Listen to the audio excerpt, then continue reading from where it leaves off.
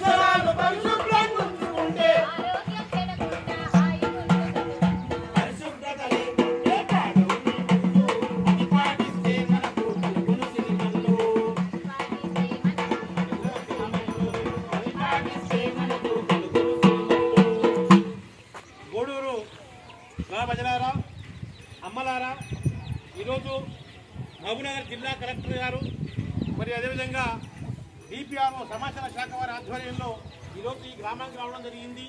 ఈ వర్షాకాలంలో ఈ గ్రామంలో ఎక్కడ పడితే అక్కడ మురుగునీరు నిల్వ ఉండి మరి అదేవిధంగా చెత్త ఎక్కడ పడితే అక్కడ వేస్తే వాటి ద్వారా ఈగలు దోమలు ఎక్కువైపోయి మరి ఈ గ్రామం అంతా అపరిశుభ్రంగా అయిపోయి ఆ దోమ సూర్యుడికి కింద ఉంటుంది కానీ దోమ వల్ల కొన్ని రోగాలు వస్తూ ఉన్న ప్రజలంతా అప్రమత్తమై ఆరోగ్యంగా ఉండాలని చెప్పడానికి వచ్చినాం.